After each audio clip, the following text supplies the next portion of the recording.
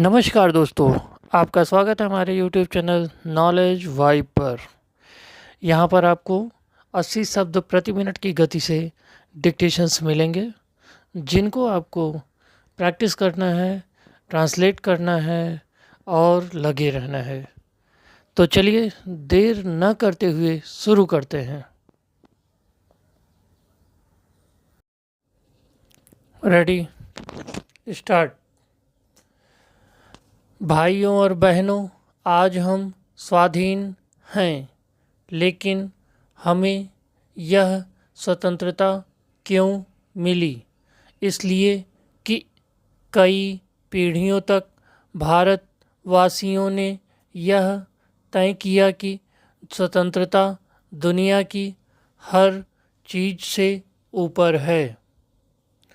उन दिनों स्वतंत्रता, शिक्षा, बेहतर रहन सहन और पारिवारिक जीवन, यहाँ तक कि अपने जीवन से भी ऊपर मानी जाती थी। हमारे उन पूर्वजों के ऐसे विचारों के कारण ही हम आज स्वतंत्र हैं। यही हमारी समस्या है। क्या हम आने वाले कल के लिए कुछ करना चाहते हैं?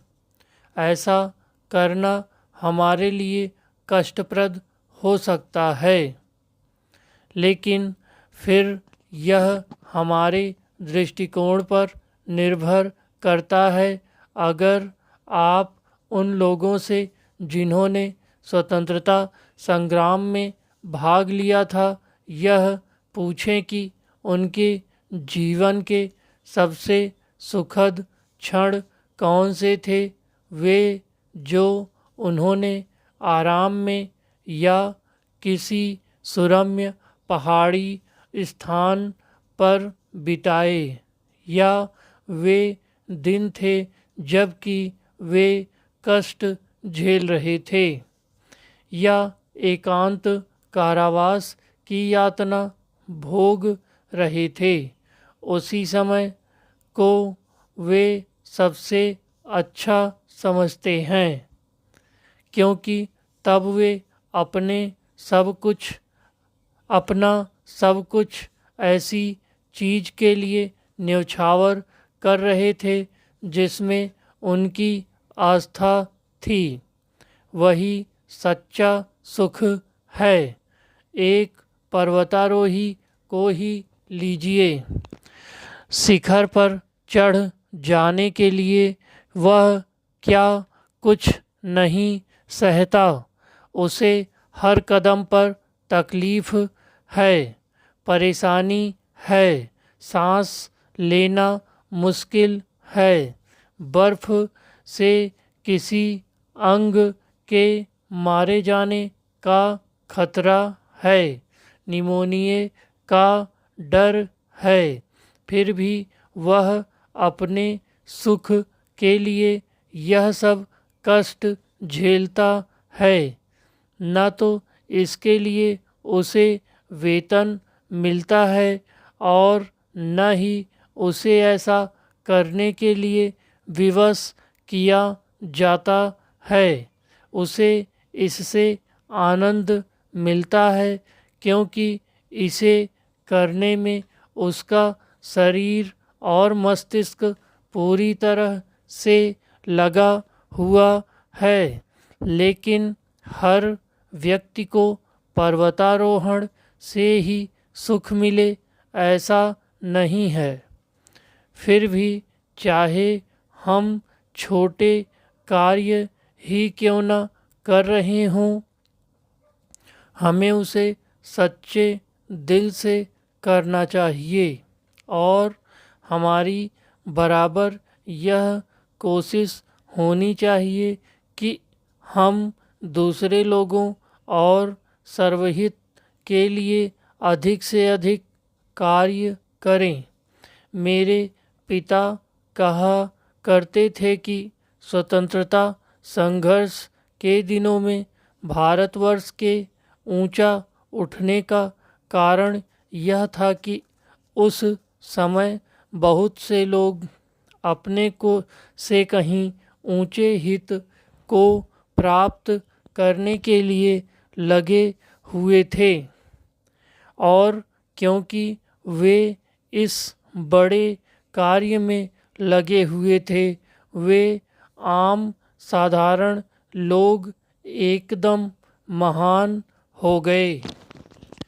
भाइयों और बहनों, आपने देखा होगा कि जब कभी कोई कठिनाई हमारे सामने आई तो स्त्रियां हमेशा सबसे आगे रहीं, अपनी परीक्षा में खरी उतरीं। उन्होंने देश या समाज के लिए बड़ी बड़ी कुर्बानियाँ की।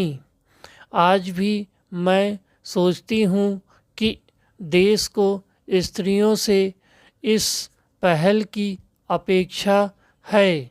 इसका मतलब यह नहीं कि आप अपना सब कुछ न्यौछावर कर दें या देश को आपकी जान या पूरे समय की ज़रूरत है, लेकिन इसका यह मतलब ज़रूर है कि आप जो भी काम करें देश के हित, देश की बढ़ोतरी, अच्छे वातावरण और अच्छे नागरिकों के निर्माण को ध्यान में रखें। मुझे मालूम हुआ है कि आपके कॉलेज में गृह विज्ञान के पाठ्य क्षेत्र को काफ़ी विस्तृत कर दिया गया है। गृह विज्ञान खाना, रहना या मकान की रूपरेखा या आकार तक ही सीमित नहीं है। ये चीज़ें भी ज़रूरी हैं, लेकिन गृह विज्ञान में और भी बहुत सी चीज़ें शामिल हैं, लेकिन केवल मकान, घर नहीं। घर को एक व्यक्तित्व की ज़रूरत है जो ऐसी परिस्थितियां पैदा करता है जिससे कि लोग उस घर में रहना चाहें। उस घर में रहने के कारण वे अपने आप बेहतर व्यक्ति माने। इस तरह से यह क्षेत्र बहुत विस्तृत है। मैं नहीं समझती कि कोई चीज़ ऐसी है जिससे गृह विज्ञान का संबंध न हो, चाहे वह पौष्टिक खुराक हो, घर की रूपरेखा या सजावट हो, चाहे दुनिया की समस्याएं हों। अगर एक माँ को यह नहीं पता है कि देश विदेश में क्या हो रहा है तो वह एक सुदृढ़ नारी नहीं है और इस कारण अपने घर को भी सुरुचिपूर्ण नहीं बना सकती। अतः गृह विज्ञान पूरे विश्व से ही संबद्ध है।